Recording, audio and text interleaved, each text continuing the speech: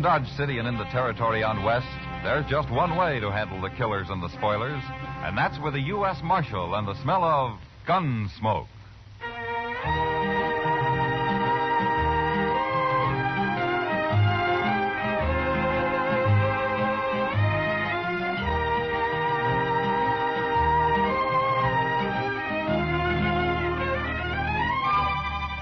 Gunsmoke, starring William Conrad. The story of the violence that moved west with young America. The story of a man who moved with it. Matt Dillon, United States Marshal.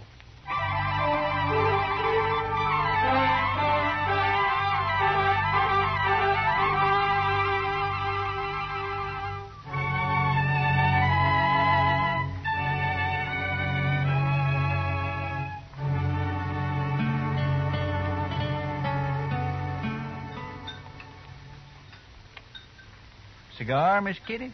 You know I don't smoke in public, Chester. Oh, excuse me. Mr. Dillon? Thanks, Chester. Yeah, I believe I will. You know, for a Cowtown restaurant, this place serves the toughest steak I ever ate. You should have had the calf fries, Kitty. Next time, I certainly will. Hey, that reminds me. When are we going fishing, Mr. Dillon? You said last... Gunsmoke.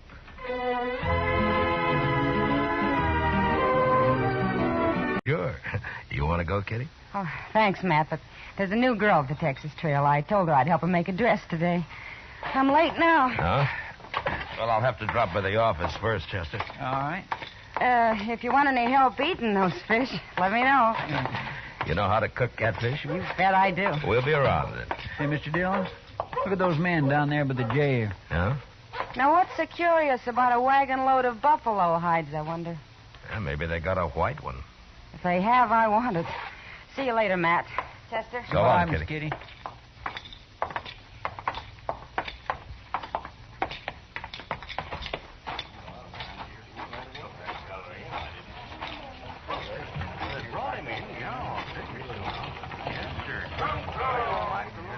This your wagon, mister? No, Gatliff's. I skinned for him. Oh, what are you doing here? What's the crowd for? Just curious. The other skinner got hurt, and we brought him into the dock. Oh? What happens? He hurt bad? Bad enough. Gatliff didn't see any sense in bringing him into town at all. Me and the cook, we made him, though. Oh? Here's Gatliff now. Chester, go up to Doc. Maybe you can help, huh? All right, sir. How is he? Doc will take care of everything, Toby. Never mind that. How is he? Dead. Now, let's drive these hides on down the shed. I want to get them sold and pick up our supplies. Come on. Just a minute, Gatliff. Some other time, Marshal. I'm busy. So am I. But you come into my office anyway. I want to talk to you. Call this busy, bothering people? That's my office right over there. You and the cook go get them hides unloaded, Toby. I'll be right along. Yeah.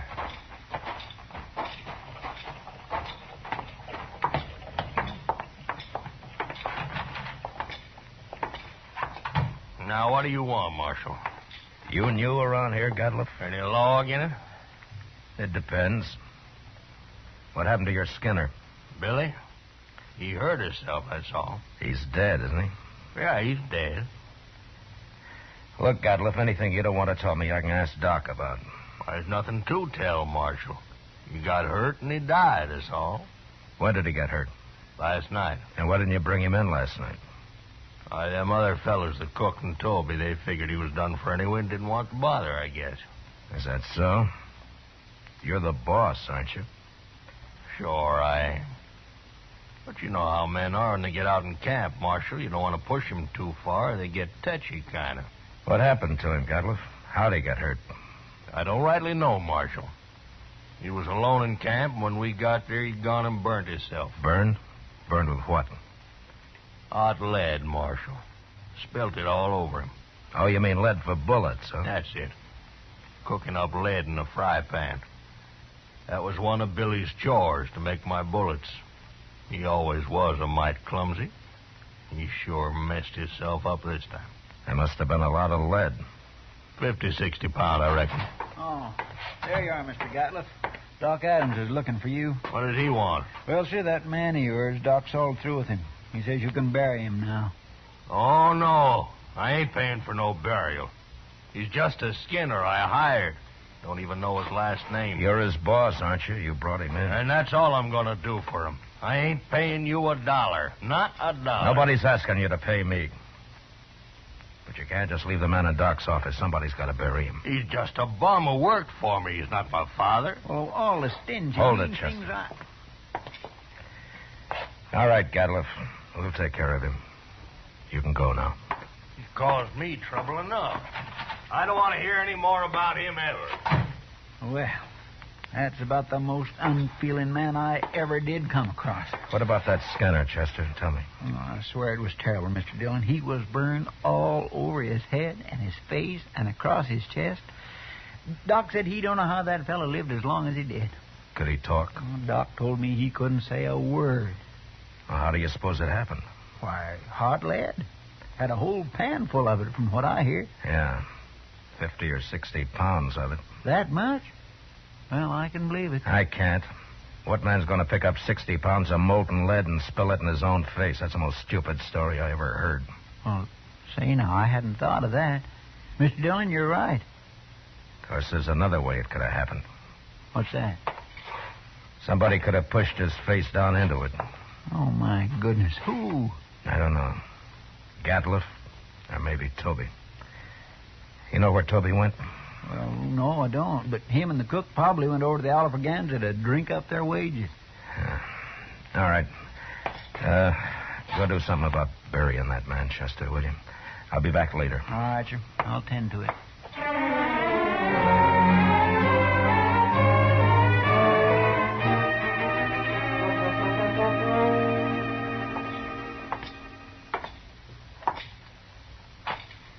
Where's the cook, Toby? Oh, hello, Marshal. Cook, he went to get him some boots while he still had the money. Come on over to a table. I'll buy you a drink. You will? Well, I mean, sure, Marshal, sure. Sam, set out a bottle of rye and another glass, will you? Yes, sir.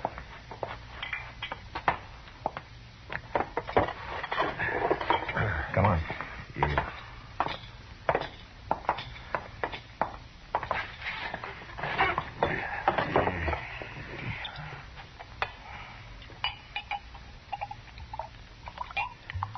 Here you are. Thank you. Well, here's to your friend, Billy. He's no friend of mine, but he died a bad death. I'll drink to him.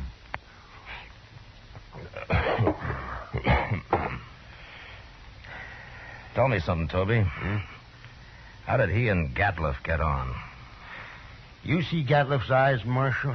Yeah, I did. He's got powder specks shot into them. They look like turkey eggs. Yeah? You don't get on with a man like that. Yeah.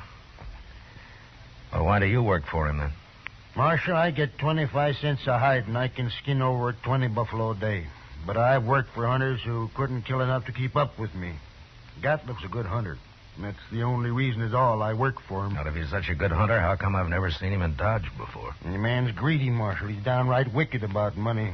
He figures he can save time and make more money by selling his hides to buyer's agents on the prairie. Yeah. He gets less out there, but he can kill and sell more that way. That Gatliff never stops killing buffalo. He came in with a load of hides today. Just 'cause we made him come in with Billy. And another thing, we've been out 4 months, Marshal. He must owe Billy $800. Oh? Yeah, most hunters would have split that with the crew, but not Gatliff. He like to took my head off when I mentioned Hey, it. you want another drink? Oh, yeah, sure. Tell me about the accident, huh? Well, Billy was melting lead in the fry pan, and the way I figured he must have tripped somehow, fallen smack into it, and when we rode in, we found him rolling around on the ground. That's all I know. When who rode in? Me and the cook. The cook skins on days Billy's making bullets. Now, where was Gatliff? Oh, he went in just ahead of us. How long ahead of you? Not long, maybe about 20 minutes. Then he found Billy first, is that it?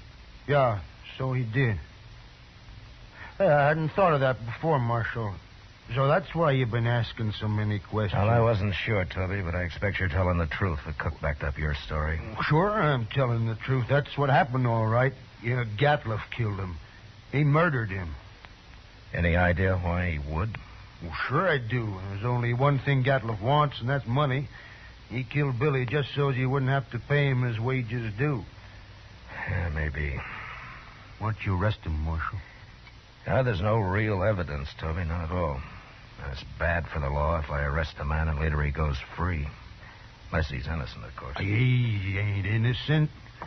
How come this didn't occur to you before, Toby? Why, I don't know, Marshal. I sure don't. You going back out on the prairie with him? I ain't afraid of him. I'll be sleeping with one eye open from now on. It'd be a pleasure to kill him after what he done. Self-defense, of course, Marshal. Yeah. But if you let on you're suspicious, he'll sure try to kill you. Not me. He can do his killing on somebody else. The cook, maybe? No, I ain't even going to tell the cook. Yeah. You'll be leaving in the morning, I suppose. About dawn, I reckon, soon as Gatliff hires a new skinner. The bottle's yours, Toby. Oh? And, good luck. Well, I sure do. Thank you, Marshal.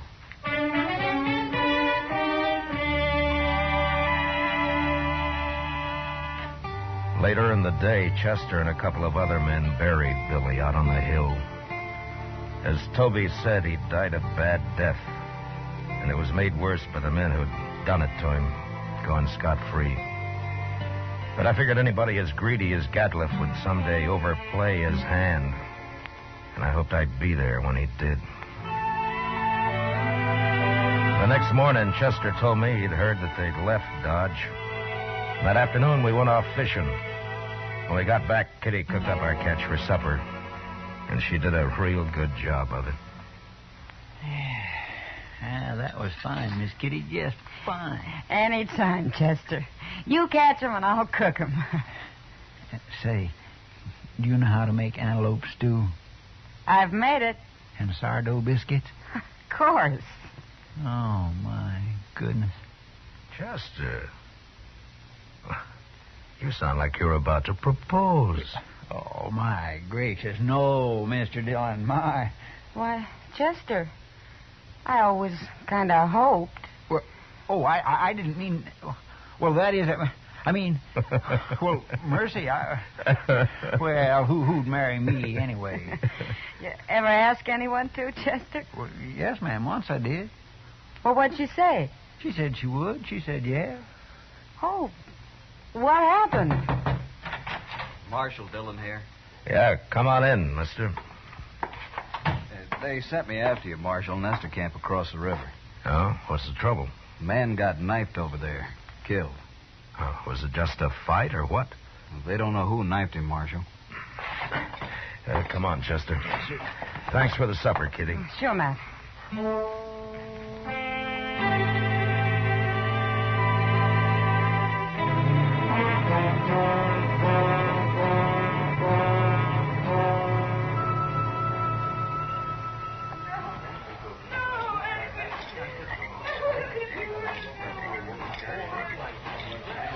He was knifed in the back, Mr. Dillon. Yeah, but nobody saw it happen. No, sir. Looks like somebody got clean away with murder. Well, hello there. Marshal Dillon? That's right. What can I do for you, son? That man that's dead. Oh, what about him? Well, go ahead. You can tell me. I saw him get stabbed, Marshal. You did? Well, where were you? I was looking for berries over there. I heard them arguing, and I sneaked up just after he'd done it. They were all alone. Who was the man, son? Did you know him? No, sir, but he was big and kind of dirty looking. He had a buckskin shirt. Anything else you remember? He had funny eyes, Marshal. They had spots in them. It's Gatliff, Chester. I declare it sounds like him, sure enough. Son, how come you didn't tell anybody about what you saw? I was afraid to, till you came, Marshal. Why, it's all right. But in case I want to find you later sometime, what's your name? Yorkie Kelly. All right, I won't forget that, Yorkie. And thanks for telling me about this. Oh, sure, Marshal, anytime. Well, I hope there won't be a next time, Yorkie. Goodbye. So long, Marshal. Goodbye.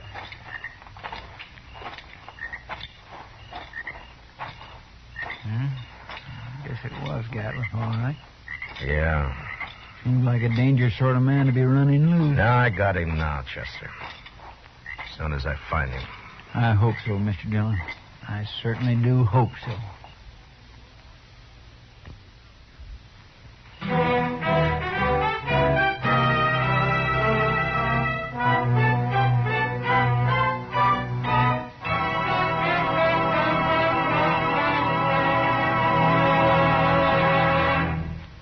We will return with the second act of Gunsmoke in just a moment. But first, tomorrow night, Frank Lovejoy stars in the remarkable talent of Egbert Haw on CBS Radio's Theater of Stars.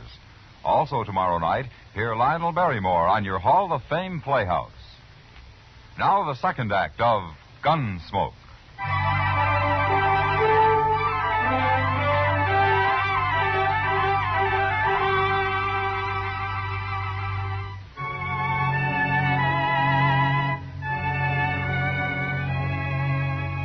Since Gatliffe would figure nobody had seen him, it wasn't likely that he'd run. And anyway, there wasn't much sense in trying to track him down in the dark. So Chester and I didn't start out until the next morning. Ordinarily, a man would ride into the prairie and disappear. But with Gatliffe, it was a little different. At least we knew he'd be somewhere around Buffalo. It was late afternoon before we reached good hunting grounds, and almost dark when we spotted the first hunter's camp. We just gonna ride right up to him, Mr. Dillon? Now, this isn't Gatliffe. He had mules. This man's got horses. Yeah, that's right. Keep your eyes open just the same, Chester. Oh, yes, sir.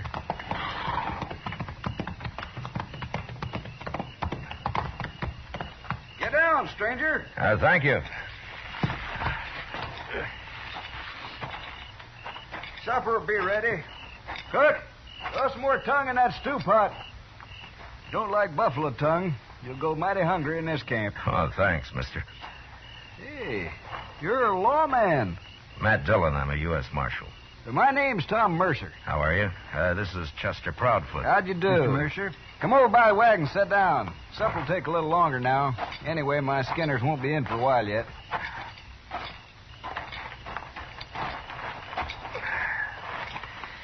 Well, how you doing, Mr. Mercer? Oh, fair, Marshal, fair. Had a stand of about 100 today. Killed every one of them but a couple of old bulls. Oh? That's why the boys are out so late. Have you been here long? About a month. Move on in a couple of weeks. I don't know, Marshal. I think this whole southern herd's going to be clean wiped out before long. Next year I'm going to Dakota. Too many hunters, maybe, huh? That's just it. That's it, exactly. Have you seen any in the last day or two, Mr. Mercer? Just who you looking for, Marshal? Man named Gatliffe. Big man. Speckled eyes. What's he done? You know him? No, I don't. Nobody's come near us in over a week. You're not much help. Except for that stew the cook's making. Oh, you like that. We're having dried apples, too. Oh? I mighty near could eat a buffalo raw, the entire beast. You must be part Indian. Well, no, sir. I've seen one of them eat a whole liver raw. Got propped up against a tree and ate every bit of it and then went sound asleep right there in the sun. He was sure some sight. Where'd you ever get that close to an Indian? Oh, Indians ain't always bad. Take last fall, about 20 of them rode right down into our camp. We thought we was done for, sure, but you know what happened? They were looking for meat, that's all. We let them take what they wanted, they rode away. Just as peaceful like as a man could ask. Yeah, they're going to get real hungry when the herd's gone. That's so, Marshal. That is surely so. That's what makes them mad. Don't you think that's reason enough? Fella told me a couple of weeks ago he run into a bunch west of here. He was looking for scalps, all right, but good buffalo man with his old Sharps 50 can pick off Indians at 1,500 yards. Ain't no match for him at all. Not unless they stalk him. Oh, they've done that, sure. Hey, here come my skinners. Let's go get outside some of that stew. Good. Oh, don't you ever feed this man, Marshal? Only when he works, Mr. Mercer. Oh, now, Mr. Dillon.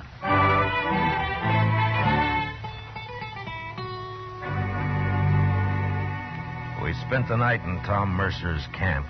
And at dawn, just after breakfast, we said goodbye and rode on west. There was a lot of country out there, and all we could do was ride through it till we ran into him. In the next 2 days, we met plenty of hunters, but we didn't find Gatliffe. About noon of the third day, we cut the trail of a wagon train and figured that it'd be that of a hide buyer's agent who'd come into the field to do business on the spot. And an hour or two later, we saw him. A long string of ox-drawn wagons piled high with buffalo hides. And there was a man on horseback leading the train. We rode up to him. Hello there. Well, that's quite a load you got, mister. 10,000 so far. But what are you doing way out here, Marshal? I'm looking for a hunter named Gatliff. You know him? Sure I do. Just picked up a load from his wreck early this morning. Is he in trouble? Yeah, he sure is. Where is he? Straight south here a couple of miles. Can't tell you exactly. He moves around a lot. Well, that's close enough for us. Thanks a lot, mister. Sure, Marshal. I never did like him anyway.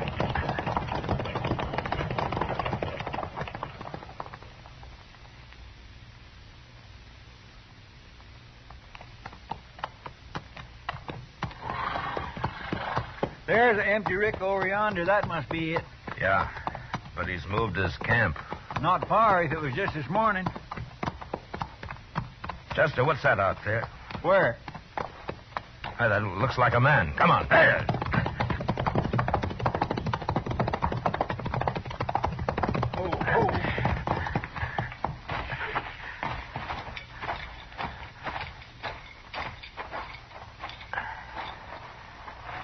Well, Mr. Dillon, it's that Skinner of his.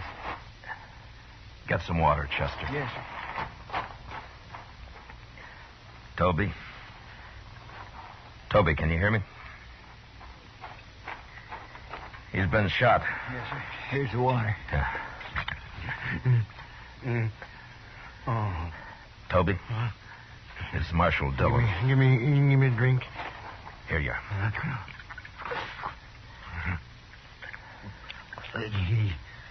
He shot me, Marshal. Oh, what happened? Where's the rest of the crew? They run off. He took his wagon and the horses. He went kind of crazy when he found out. That's why he shot me. You know where he is now? No, I don't know, Marshal. He shot me, and then he said he was going hunting. He's going loco. Going loco. Now, take it easy, Toby. Take it easy.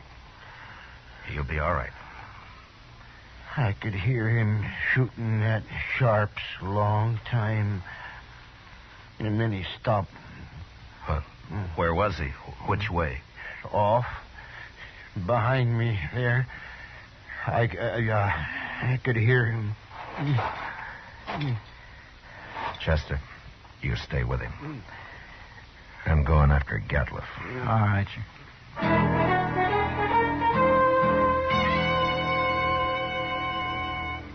Off in the direction Toby had indicated, there lay a large, isolated hollow surrounded by low ridges. When I reached it, I dismounted, and I crawled up to where I could look down into it. There was no sign of Gatliff, but lying on the prairie floor were the bodies of countless fresh-killed buffalo. It was a strange sight. The old bulls, the cows, the little calves lying there blackening the prairie grass. I got up and stood, looking at it for a long time. And then suddenly, out in the middle, I thought I saw a slight movement. And a second later, there came the familiar boom of a Sharp's 50. And I dropped behind a ridge and waited. And then Chester rode up.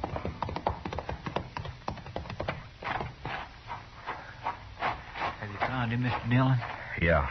I thought I'd better come along. You see... Toby's dead, is that it? Yes, sir. All right. Gatliff's down there in the middle of the hollow. But we can't get anywhere near him as long as he's got that Sharp's rifle. He's killed a small herd of buffalo in there, and now he's lying out in the center of them. Well, that's the darndest thing I ever heard of, Mr. Dillon. He must have gone crazy, just like Toby said. Yeah. What's he shooting at now?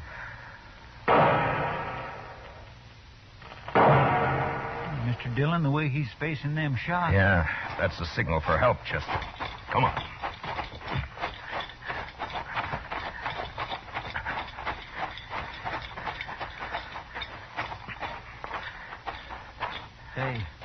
Maybe this is a trap.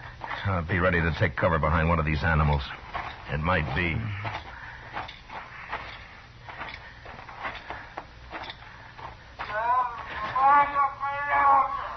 Sounds like he's been hurt. Yeah. Keep your head up.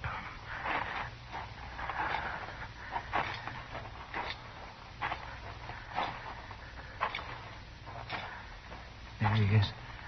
Behind that big bull. Yeah, I see him. Why, Mr. Dillon, he's all... There have been horses in here. Indians. Oh, my goodness. Come on.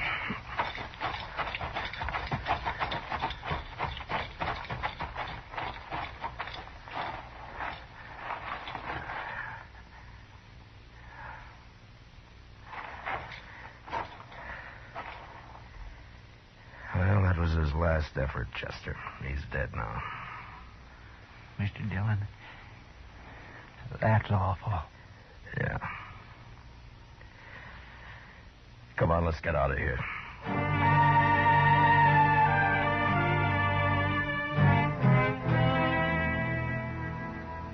I don't know how the Indians caught Gatliff. He'd gone a little mad, and maybe that made it easy for him.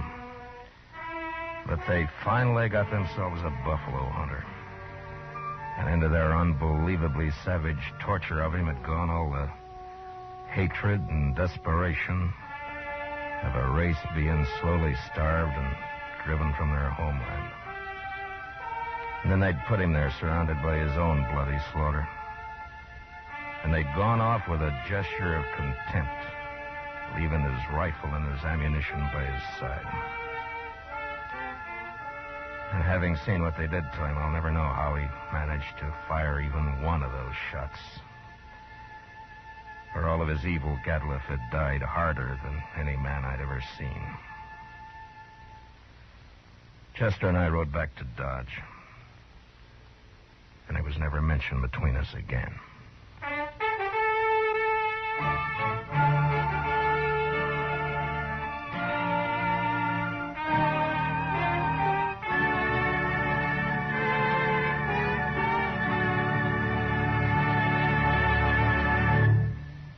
Gunsmoke, under the direction of Norman Macdonnell, stars William Conrad as Matt Dillon, U.S. Marshal. Tonight's story was especially written for Gunsmoke by John Meston, with music composed and conducted by Rex Corey. Featured in the cast were Lawrence Dobkin, John Daner, Harry Bartell, Richard Beals, and William Euler. Parley Baer is Chester, and Georgia Ellis is Kitty. Gunsmoke is heard by our troops overseas through the facilities of the Armed Forces Radio Service. Join us again next week as Matt Dillon, U.S. Marshal, fights to bring law and order out of the wild violence of the West in Gunsmoke.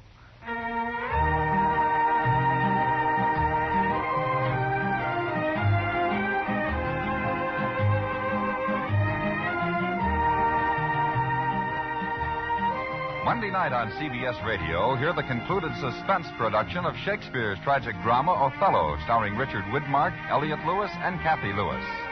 Also Monday night, don't miss the Lux Radio Theater's charming excursion into fantasy, The Bishop's Wife, starring Carrie. Mr. Dillon, the way he's facing them shots. Yeah, that's the signal for help. Monday evenings on the CBS Radio